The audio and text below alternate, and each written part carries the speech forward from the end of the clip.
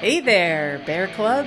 At the Mama Bear Initiative, we explore how to protect ourselves so we can protect our cubs, the people who depend on us.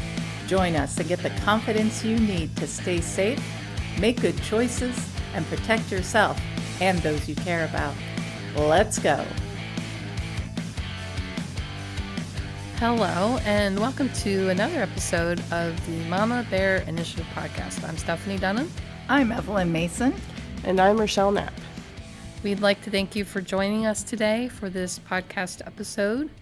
Today we're going to be talking a bit more practically about some things that we feel people can learn to do to take care of themselves out there. Some self-defense tips that we like to tell people if we're teaching self-defense.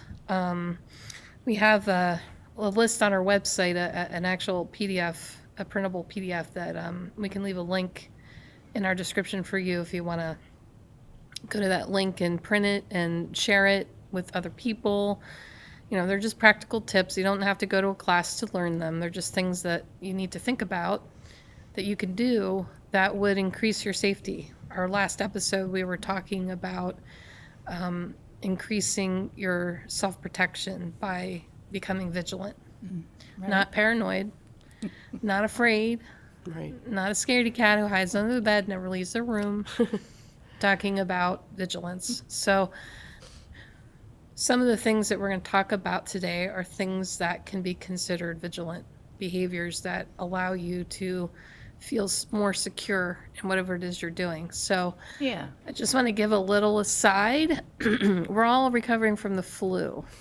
So we're in various stages of recovery and we sound kind of crappy. So we apologize to you for sounding crappy on our podcast.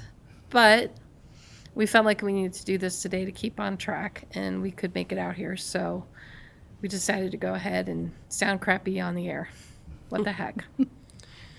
So when we're talking about vigilance, we're talking about things that we do to remain aware of our environment, things that we do to maybe send a signal to someone, right? Mm-hmm. And a couple of the concepts that we've decided to talk about are presence, situational awareness, and the buddy system.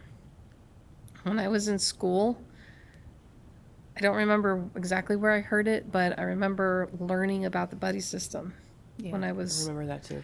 elementary or middle school or something like that. And I think it's kind of gotten forgotten out there. Yeah, except girls going to the bathroom. Well, yeah. I mean, it's kind of a given. If one girl's going to the bathroom in a party, every girl's going. Right. You know, I wonder if, just a tiny aside, you may wish to edit this. I learned my buddy system in Girl Scouts, and I've been looking for a buddy to go to the bathroom with me ever since, like when I'm at a restaurant or something.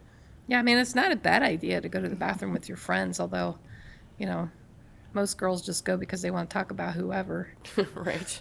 they just left behind. Oh, well. Well, since we're on the buddy system, let's talk about it. What is let's it? stay there. What is it? What's the buddy system?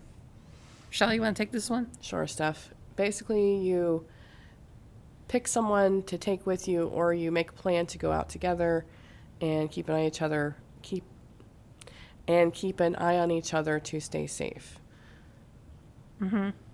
Right. So you're deciding to be with another person, and you both agree that you're going to watch out for each other while you're out. Yeah. What would that look like, Evelyn? Sure, Steph. So what I was thinking of was it's not just two people or two or three or whatever, people going somewhere and hanging out. It's very intentional. The idea is to, at least one of you at all times needs to be scanning the environment, kind of seeing if anything has changed, and if so, how. Also, if one of you feels like, I just don't feel comfortable, even if it doesn't make sense, you decide in advance, you know, if one of you does feel that way, you know, we're going to go, you know, go to somewhere safe. Yeah, when I taught for I don't know, a few months at the local community center a sort of a community safety class, if you like. And I encouraged families to come, and I encouraged the families to work as a team. A couple of the things that I asked them to consider is, if you're going out, decide who's in charge and who's going to watch. And if that person suddenly decides to turn left, you just go left. You don't question them. You don't stop them. You have to trust that their radar picked up on something and they've decided that it's better to go this direction at this moment to stay safe, even if they're wrong, right? Because we pick up on all sorts of things in our environment. We pick up on people's feelings, intentions, smells, sounds, whatever. And we're not always like consciously aware of these things, but we get a feeling, or like our alarm systems are working inside of us, and we suddenly feel something. If we're paying attention, we might decide, okay, this area is not safe. I need to leave. And if you're with someone and you're the one feeling that, you should be the one to say, hey, I think we should go get in the car, or let's go inside the building, or something of that nature. Yeah. That's how in my opinion, that's how the buddy system should work. Yeah, and even exchange a look. A look can say a lot, like, let's go, kind of like looking to the side, tilting the head, like, let's go over here. Yeah, and you have to agree ahead of time what those signals are. Now, it may feel weird to you to be out with someone and like you're like nodding with your head like this and you're acting kind of weird in public or whatever, but who cares? Yeah. Honestly, I mean, Yeah. what's more important, looking a little strange to strangers or being safe? Right. I mean, as you often say, What do I you'd often rather. say? Oh, yes. I that got one. the deer in the headlights look like, oh no, because you do say a lot of very good things, but you'd rather us be wrong as we're being vigilant than right and hurt. Right. I'd rather you be wrong and safe Wrong and safe. than right and hurt, or worse, dead. Yes. Yeah, we need to make a T-shirt with that. Yeah, because what it comes down to is you can make a false positive in the sense of self-protection, and it's actually okay, because the false positive is you paying attention. That's a sign. That's a good sign. Yes. Even if you failed at it and you got away from what you perceived in the moment, it's better to do that than it is to stay around and ignore the signals, Yes. thinking maybe you're crazy. And here's why people do this. They think they're crazy. Yeah. Yeah. They think they're gaslighting themselves, thinking that they're making something up, like they can't trust their internal barometer. Right. Maybe you got messed up when you were a kid. Maybe you got into a situation where, you felt something and then somebody told you didn't feel that thing. And then something bad happens later and you turned out to be right. Yeah. Yeah. Well, I think that's why, Steph, I think that's why it's so important that we have a buddy. We've decided in advance because it's already been decided. We're not going to talk each other out of this. If one of us feels a certain kind of way, or like you said, if the leader is, perceiving something's off, we just do that. We just go with it. Yeah. And yeah, it doesn't matter. Right. Now, there's plenty of places people go alone, whatever, it's fine. If you're going to the Paneras to sit and read a book and drink tea or whatever, it's probably fine. Yeah. It sounds really nice, actually. Especially when they light the fires. Oh, yes, fireplace. this time of year. Do you want a well-lit Panera? I like it kind And a of lighted dim, street? actually. Okay, well, the street outside the Panera is lit well. Oh, yeah, that's a good thing. But, like, if you're out on let's say you're out in our college town here, late at night, there's hundreds of people milling around. Oh, yeah. College campuses are rife with lots of different kinds of crime, especially rape. Yeah. You could get nabbed, and somebody could rape you in an alleyway, right? Wouldn't it be better if you had a friend with you? Yes. Yeah, absolutely. Wouldn't it be better? Because I'd say you're less likely to be a victim if you're not alone. Yes. That's true. Because yeah. the other person could cause trouble for the person who's trying to commit crime. Yeah. And I think the main thing is at least one of you is vigilant too. Like, never forget that component. Right. Otherwise, you're just two people hanging out, and one or even both of you could potentially become victims of a crime. Right. Right. And, you know, it's not a perfect system. I mean, we can't guarantee that if you have a group of 2 or more people with you that you aren't going to experience a crime. Yes, We can't guarantee- disclaimer. We can't guarantee that. However, there are statistics, there are variables that will reduce the risk. Right. And we want to try to reduce as much risk as we can. Yes. In fact, I would say specifically for girls going out at night in a college town, they should have a guy friend with them or a boyfriend or someone to keep them safe, because it's likely that, like you said, there's all kinds of people walking out there. It's much more likely that they won't be hurt or in a rape situation if there's a guy present with them. Just the simple fact the guy's there and he's hanging out with them will help reduce that risk even more so. So In make that a guy your particular- buddy. I'm Right. sorry. In that Yeah. particular situation, you know, specific to going out at night as a young person and being in, you know, potentially dangerous situations. Yeah, and the other thing I was thinking of, since we're talking about college campuses, especially with the buddy system, is, you know, if you're drinking alcohol, somebody needs to stay sober. Yes, Right. absolutely. I mean, because if you're impaired, like one of the things that happens here in our town, and I don't know if it's reduced or not in the past couple of years, because I haven't heard anything, but we have a train that runs through town, and people get on the train tracks drunk out of their minds and get killed. Jeez. Every year Oh. there's at least one, and it's because they're drunk, Right. Yeah. right? And they're why are they walking the train tracks in the middle of the night drunk? Right. What if they'd had a friend with them? Maybe they would have made a better choice and not died. Yeah. Yes.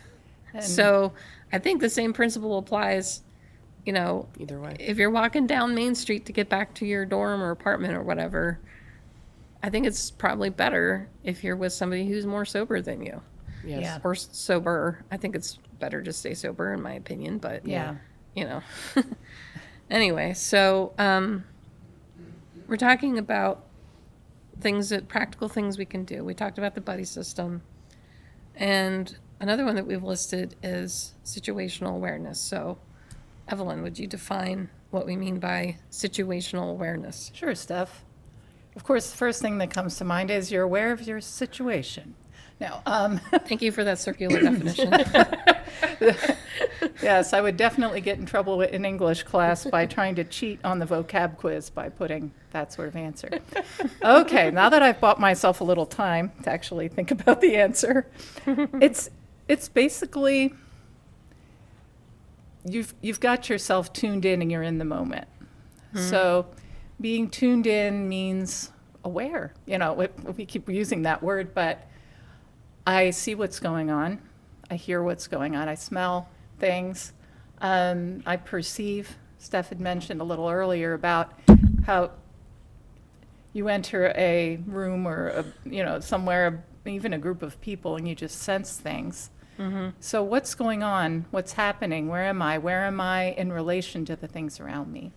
Right. So we're, like you said, staying in the moment, staying present in the moment. We're not getting lost in our activity or whatever it is we're doing. We're taking a moment to look around, see who's around, see what's going on. Partly because we want to pay attention to what people are doing. We want to see body language. Right. We want to see what they're, what they're doing. Like, not just body language, but like, I've never seen a person walk through a door with a gun ready to shoot people, so I have no idea what that looks like. Right. But I imagine that there's probably an activity that they're doing with their body that would signal to me trouble's on its way, Yeah. right? And if I'm not paying attention to it, what can I do to stop them from shooting me? Right. Yeah. I can't take an action if I can't see it coming. Right. And by the time you are shaken out of your complacency, it may very well be too late. Right, because you could very well see what's happening and then freeze, Right. and then you're dead or you're injured or you're whatever. You're caught off guard. Yeah, and if you're in a moment and you're paying attention, you're already thinking about, if this happens, I can do this. that happens, I can do that. I actually have thought about, not a fun thing to think about, but I've actually thought about what would happen if I was at my job and someone came in with a gun. Mm-hmm. And we do have a procedure if someone tries to rob us. Right. But as far as like a shooter just walking in and shooting, I do have a thought in my head of what I could do depending on where I am in the store at the time. Mm-hmm. And specifically, like if I'm up front at the register, there's not a whole lot I can do. Maybe get down on the floor. But beyond that, there's not much I can do beyond that. And then if I'm in the back, I easily enough go out one of the doors, although our store has changed now since it's being renovated, but there are still enough exits around we can get out quickly and just be quiet and not make a whole lot of noise. Mm-hmm. I think the key in that situation would be to not panic, to really have to think about how can I survive this, Right. and if possible, help anyone else survive. Which, Yes. Right. you know, it's a good thought to have. Not always possible, but a good thought to have. You can help other people get out. Yeah. At least Right. try. Because Yeah. everybody else will be panicking. If I can be the one to say, let's go out this way, or just indicate, let's Right. get out of here. Don't hesitate, just go. Right. I've read some like documents on various platforms on the internet that the basic idea for that sort of thing is to run first, hide second, and then fight, and really fight, like life and death fight against the person attacking you in that situation. Not every situation, but that specific one. But the thing that we're trying to focus on is seeing it coming. Right. Yes. Right. And some things we can do to avoid what could be coming are Yeah. things like what? Like locking your doors in your car when you get in the car. I mentioned this in the last episode. One of my favorite things, don't get carjacked, lock your doors. And it's Right. so easy, Steph. Right. Like as soon as you get in the car, lock your door. Right. It just becomes another habit, and it's an easy one. Yeah, so if you didn't get the message by now, if you've listened to both of our episodes consecutively, lock your doors, people. Come on now, listen to the mamas. Such a simple thing that could save your life. If I Yeah. forget to lock my door when I leave the house, the second I see someone walking down the street, doesn't matter what time of day it is, I just lock my door. I'm Yeah. not taking any chances. What are some other things we can do that would be in the vein of situational awareness that could potentially save your life or cause you to be safer? Sure, Steph. I was remembering one time I was outside. Now, we've talked about positioning ourselves where we can see exits at restaurants. And maybe you'd like to get into that more because I know you're the queen of that. But what I would often do is, last couple of years, my son was really into skateboarding, and we would go to a place called Glasgow Park, and they have a huge skateboard, and kids come from all around to skate in this place. And what I usually do is I'll find a place somewhere around the perimeter where I can watch him. And one of the things I like to do is scan. I look around, I see who's there, what are they doing. Now, my son, of course, is in with a bunch of skaters, so I'm looking to see, okay, there's an older guy. Let me kind of keep an eye on him. Is he legit? Do I Right. feel any weird feelings, So Right. even, in an outdoor, that's an outdoor example, but, to see what's going on. Right, yeah. So Evelyn mentioned about how you sit in restaurants. You don't usually get to pick your seat, but if we go back to the buddy system, one of you can decide to watch the front door. Right. And if you're in a restaurant especially, or even if it's your at Panera's or whatever, one of you can be. Now, if you're going to sit in a position to watch the front door, you should be watching the front door, which means looking up from your meal occasionally and looking around the restaurant, looking outside of the restaurant if you can see outside, and paying attention to what people are doing, also opening up your ears, listening for sounds that are unusual. Like if it's a favorite restaurant, you kind of know what it sounds like. Yeah. So you would know if something was off, right? And a smell. Like you usually can smell a fire before you see one. Right. So, and we're not talking necessarily about fire situations, Right. but the still- point is, if a smell suddenly changed in your environment, if you're paying attention, you would know it. Right. Yes. even before it got strong enough for everybody to notice. Yeah. I think the idea is really opening up your senses, Right, choosing to open them up. right, right. So the last thing that we have on our list to talk about is what we call presence. And by presence, we mean what? How we walk, how we Yeah. carry ourselves, taking note. I think we can piggyback on that whole being in the moment thing or situational awareness or whatever. The idea of, okay, am I standing up tall? If not, let me do that. Roll the shoulders back, put your chest up. Why is that important? I think for me, whenever I do that, I automatically feel more confident. I feel stronger, and I feel, for lack of a better term, less of a target. Like, no one's going to mess with me. Now, part of that is my training too, talking. So, but it's making. I think the idea is making yourself look less of a target. If somebody's looking around to Right. grab somebody. Actually, you look like you want to say something. Yeah, I've noticed since I started doing that, I used to be very hunched forward and looking down all the time. And since I started making myself stand up straight and look people in the eye, I just get more respect, just in general. I work in a customer service job, and people seem to be more polite, and they seem to be less intimidating. And that could just be my own perception as far as intimidation goes. But they seem to respond to that more so than being in a more positive way than being like hunched over and looking at the floor Right. all the time like I used to do. Right, because when your posture is good and you're, looking up, you look more confident Right.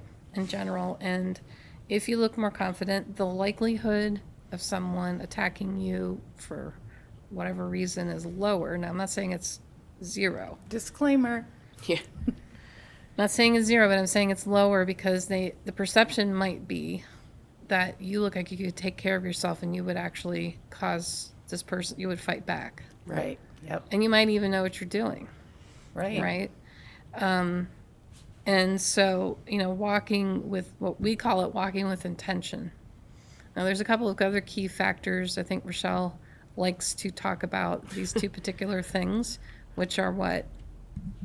Being on your phone all the time and or having your earbuds in constantly. Which are big no-nos, right? Yes. Yeah. We don't want you to do that. Don't do that. We'd rather you put your phone away, put your earbuds away. Sure, it's great to listen to music wherever you're going, whatever you're doing, but yeah, so tell us more about that whole thing, Rochelle. It's something I used to do a lot without realizing what it What meant. is that with- you used to do the earbuds in? Oh yeah, both Yeah. in at Walmart or whatever. And I started to realize it was how dangerous it was just because I felt it before I was trained in self-defense. I felt this sort of like, this doesn't feel quite right and I don't know why. And I started noticing like kids walking around in our college town, they're facing their phone the whole time, not even watching where they're going, almost getting hit by a car, just not paying attention at all. Or even with their earbuds in, they're still walking around. They're looking up, but they're not paying attention. Right. And it scares me because I've witnessed it firsthand. These kids almost getting hit by a car because they're not paying attention to where they're going or what they're doing. And then there was a mom in Walmart a while back that had a 3-year-old with her, or 2 or 3-year-old child with her, had earbuds in, and the kid's like running off. And one of the managers happened to walk by and say, "Ma'am, your child's over here. What are you doing?" Basically, she wasn't paying any attention to her kid. Wow. So that's another reason why it's such a big deal. Right, and in that case, the child could easily have been snatched Right. Yeah. because she wasn't watching. Yeah. And we assume so much about safety We and really do. about, Yeah. well, nothing's ever happened, so nothing ever will happen. I've been to Yeah. Walmart 1,000 times and nothing's ever happened, but it just takes that one time Right. Yeah. for something to happen, like your kid getting snatched, and people do it everywhere. Yeah. In front of people's Yeah. kids' houses, at school, in Walmarts, whatever. Yeah, and it's such an easy way to dull your senses and take you away from situational awareness. Right, because your attention's somewhere else. It's Yeah. not on the moment. It's on whatever it is you want to pleasure yourself with, whether it's music or your phone or whatever. Yeah. So, so thinking about, presence aside from, good posture, what else can you do? Like, if you're sitting in a restaurant and you're just like Bend cutting your over. food Yeah. and talking to your friend or whatever, and you never look up. Let's say there's somebody sitting in there waiting for a moment, right? And you never look up, right? What signal are you giving that person who wants to commit a crime? You're not paying any attention to what's going on. Yeah. And they could, go ahead and do what they want to do because you're not paying attention. Right. So by taking a moment, looking up and looking around, what signal are you giving in that instance? I see you. I'm watching. I'm watching. Yeah. I'm aware of Yeah. what's happening around me. Yeah. Right. And that may deter someone, Yeah. Yeah. like I like spy movies, and whenever I'm watching a spy movie with the spy casing a joint or whatever they call that, or watching their, I don't know, prey, I guess. I don't know. Watching whoever they're supposed to be watching, they're always doing it very surreptitiously. They're usually sitting in a way where they can see what's going on, but the other person doesn't know that they're paying attention, Right. right? And, the other person often gets caught off guard. But then there's also the moments where the person they're watching knows that the spy is there Right. Yeah. because they saw the signs. Yeah. And so they're not caught off guard if the spy suddenly decides to attack or whatever. Yeah. They see it coming. Like people, like cop shows, or people are following people and they're like, do you know you're being followed? Yeah. That's just why I'm doing X, Y, Z. I don't know what it's like to be followed. How would I know? Right. I would have to learn what that looks like, but also pay attention Right. Right. Right. Exactly. in order to do anything about that. Yeah. I've seen stories online about people, specifically men, following women with children in the store. And that's terrifying to think about. And these mothers are terrified.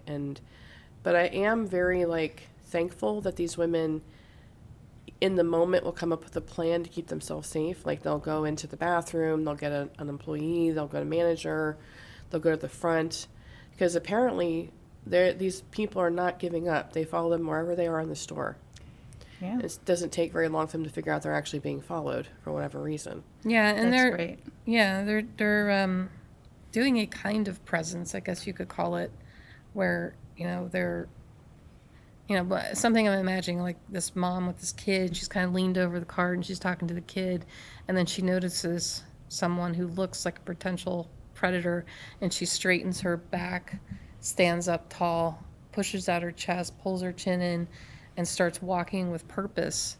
Might give that perpetrator an idea. Right. Don't mess with this lady. Yeah. And I think the whole idea of being a mom with kids, a lot of us as moms became more vigilant when we had kids. Yeah, that's true. Dipping into that mama bear instinct. If I want to circle around to that. What? Oh, it's the That title can of be our in podcast. us. That can be Go in us, figure. whether or not we're actually parents, because we care. There's that part of us that wants to protect. So having that, as a mom, and then, extrapolating that out into, I can do that for myself. I can do that for my mom, my siblings, my friends. Yeah, yeah. So, anyway, today we've been talking about practical things that, free practical self-defense tips that we've kind of put together over the years as we've figured out what self-defense means to us and what we actually teach.